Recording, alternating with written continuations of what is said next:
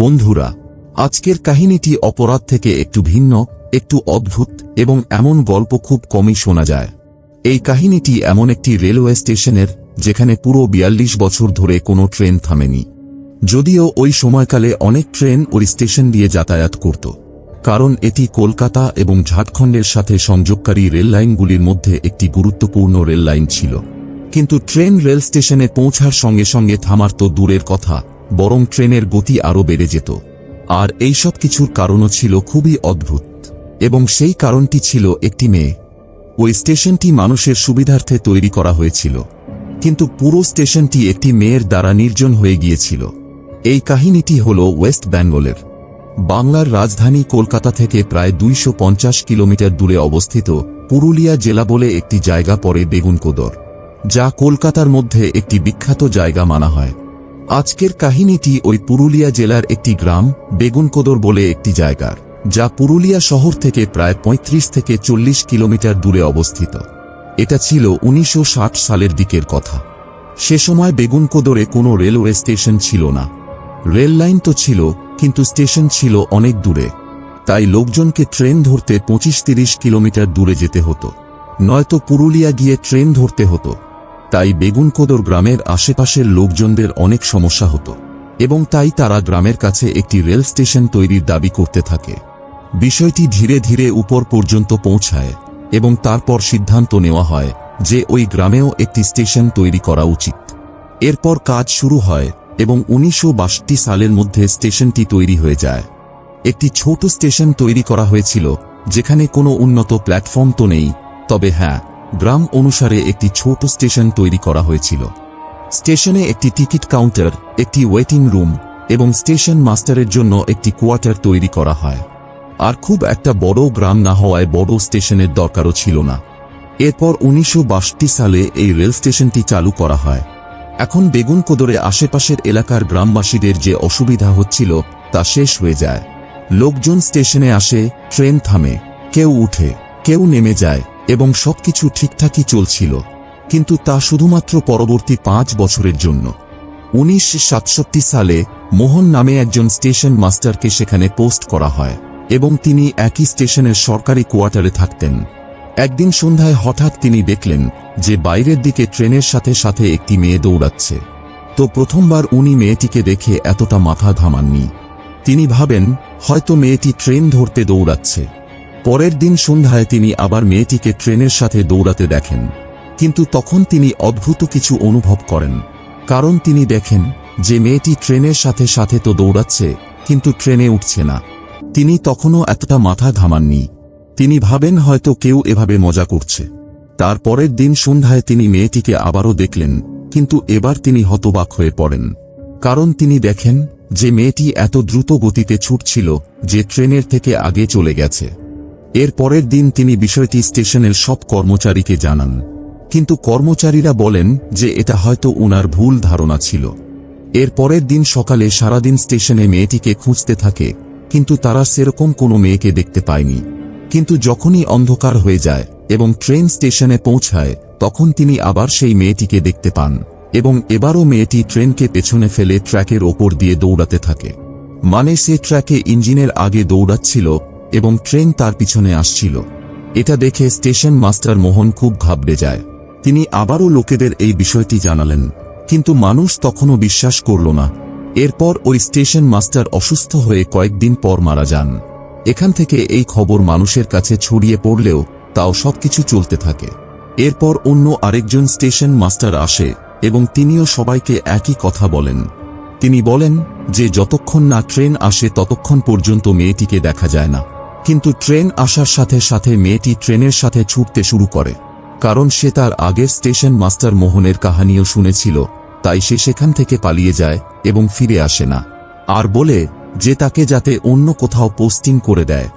এরপর তৃতীয় station master আসে, এবং কিছুদিন পর তিনিও ওই জায়গা ছেড়ে চলে যান, এবং বলে যে ভারতে যেখানেই তাকে পোস্ট করা হবে সেখানেই চলে যাবে, কিন্তু তিনি বেগুনকোদর রেল স্টেশনে ফিরে যাবেন না। এই খবর যখন স্টেশনে এবং সারা বেগুনকোদরে ছড়িয়ে পড়ে যে স্টেশনে ভূত বা কোনো মেয়ে আছে, তখন ধীরে ধীরে লোকজন স্টেশনে আসা বন্ধ করে দিল। আর এক এক করে স্টেশনের বাকি কর্মচারীরাও সেখান থেকে চলে যেতে লাগল। যদিও দিনের বেলায় এক দুজন লোক সেখানে পৌঁছে যেতেন, কিন্তু সন্ধ্যার পরে কেউ ভুল করেও স্টেশনের দিকে ফিরতেন না। ওই গ্রামের অনেক বুড়ো মানুষ বলেন যে তারা অনেকবার স্টেশনে মেয়েটিকে দেখেছিলেন, অনেকবার তাকে ট্র্যাকের সামনে দিয়ে দৌড়াতে দেখেছি, অনেকবার ট্র্যাক ও প্ল্যাটফর্মে নাচতে দেখেছি। আর অনেকে বলেছে বেগুনকোদর রেল স্টেশনে একটা গাছ আছে, যে গাছের মধ্যে বহুবার মেয়েটিকে দেখেছে মানুষ।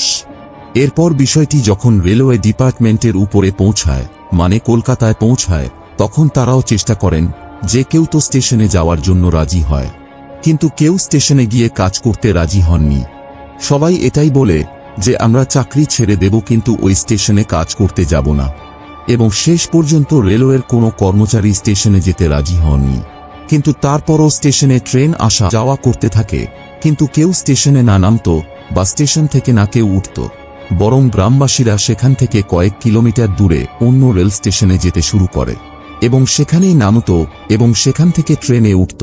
কিন্তু তারা তাদের গ্রামের বেগুনকোদার রেলওয়ে স্টেশনে যেত না।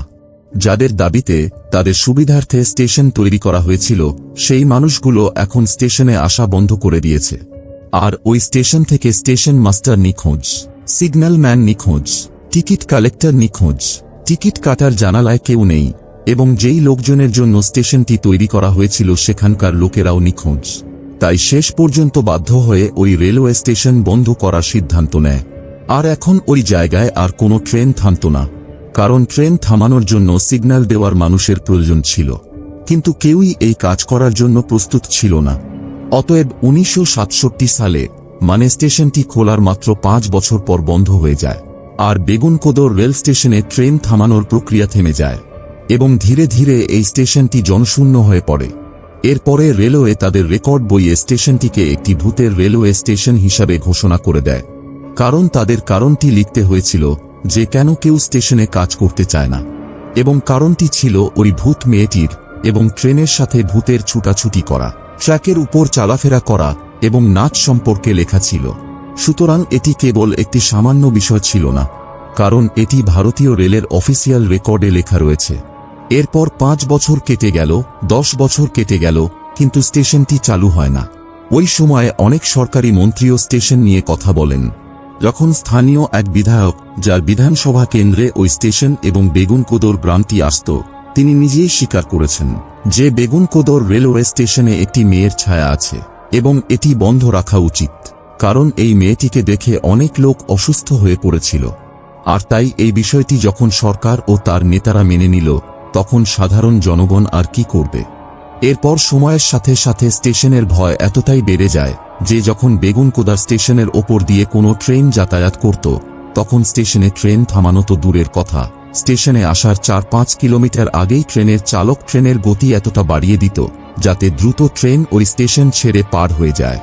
স্টেশনে পৌঁছানোর আগে ট্রেনের সমস্ত যাত্রীরা জানালা বন্ধ করে রাখত এবং এটি মনে রাখত যে কেউ ভুলেও যাতে ওই স্টেশনের দিকে না তাকায়। যারা ট্রেনের দরজায় দাঁড়িয়ে থাকত, যা আপনি প্রায়ই ভারতীয় রেলে দেখতে পান, তারাও সেখান থেকে সরে গিয়ে ট্রেনের দরজা বন্ধ করে দিত। তাহলে আমরা এখন ধরে নিই যে বেগুনকোদর নামে একটি ভূতুড়ে রেল স্টেশন আছে। সেই স্টেশনে একটি মেয়ে ভূত আছে যে ট্রেনের সাথে দৌড়ায় এবং নাচে। কিন্তু এখন প্রশ্ন আসে যে আসলে মেয়েটি কে? আপনি এই প্রশ্নটি নিয়ে বেগুনকোদরের যে কোনো স্থানীয় লোকজনের কাছে যেতে পারেন।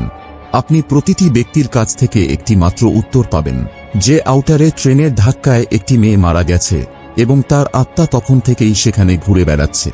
হয়তো তাকে ট্রেন ধরে কোথাও যাওয়ার ছিল এবং তাই ট্রেন আসার সাথে সাথে মেয়েটি দৌড়াতে শুরু করে। এখন পর্যন্ত এই স্টেশনটি নির্জন পড়ে আছিল, কিন্তু যখন এই খবরটি কলকাতায় পৌঁছায়, তখন সেখানকার ট্রাভেল এজেন্সিরা এই ভূতুড়ে স্টেশনটিকে নিজেদের সুবিধার জন্য ব্যবহার করতে শুরু করে এবং পর্যটকদের আকৃষ্ট করার জন্য একটি ভূতুড়ে স্টেশনের প্যাকেজ অন্তর্ভুক্ত করে। এরপর তারা দিনের আলোতে পর্যটককে বেগুনকোদর রেলওয়ে স্টেশনে নিয়ে যেত এবং তাদের চারপাশে দেখাত এবং গাইড করা লোক তাদের স্টেশনের পুরো ঘটনাটি বলত। তারপর ধীরে ধীরে সময় এভাবে চলতে থাকে এবং প্রায় 35 থেকে 40 বছর কেটে যায় এবং একদিন সংবাদদাতার কাছে খবরটি পৌঁছায় যে একটি রেল স্টেশন আছে যেখানে একটি মেয়ে ভূত আছে, আর এই স্টেশন দেখতে কলকাতা থেকে মানুষ সেখানে পৌঁছচ্ছে।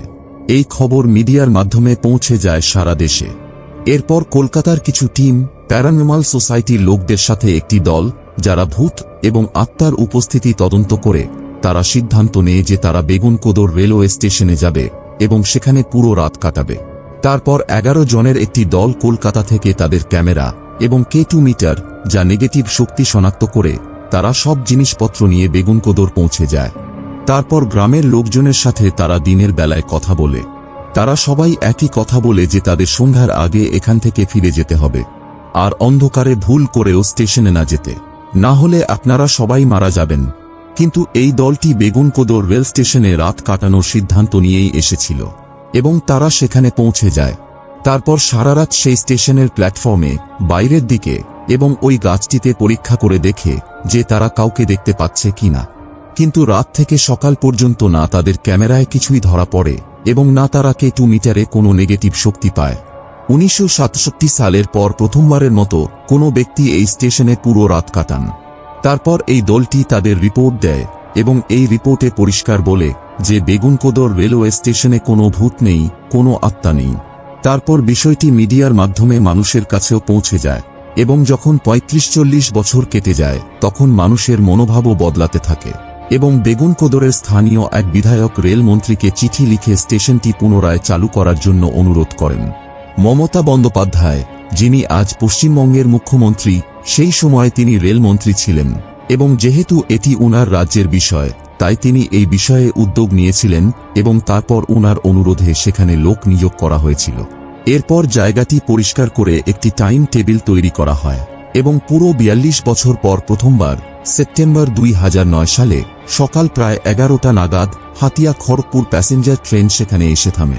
কিছু লোক নেমে যায়, কিছু লোক উঠে যায় এবং তারপর ধীরে ধীরে আরও কিছু লোক সাহস নিয়ে সেখানে আসতে শুরু করে এবং এভাবেই চলতে লাগলো সবকিছু। কিন্তু আজও ওই স্টেশনে শুধুমাত্র দিনের আলোতে ট্রেন থামে। বিকেল 5টার পর কোনো ট্রেন সেখানে থামে না এবং পুরো বেগুনকোদরের মানুষ বিকেল 5টার পর স্টেশনে আসে না। সন্ধ্যা 5টা নাগাদ সমস্ত রেলওয়ের কর্মচারীরাও স্টেশন থেকে চলে যায় এবং আজও সন্ধ্যা 5টার পর না কেউ স্টেশনে নামে বা না কেউ স্টেশন থেকে উঠে। তো শুধুমাত্র একটি মেয়ের কারণে দীর্ঘ 42 বছর ধরে বেগুনকোদর রেল স্টেশনে কোনো ট্রেন থামেনি।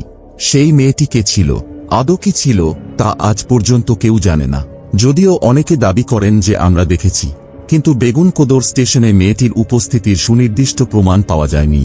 তো বন্ধুরা, আশা করি আপনাদের আজকের কাহিনীটি ভালোই লাগলো। ভালো লাগলে অবশ্যই একটি লাইক এবং কমেন্টে আপনার মতামত অবশ্যই জানাবেন। আর চ্যানেলটি যদি এখনো সাবস্ক্রাইব না করে থাকেন তাহলে অবশ্যই সাবস্ক্রাইব করে রাখবেন। ধন্যবাদ।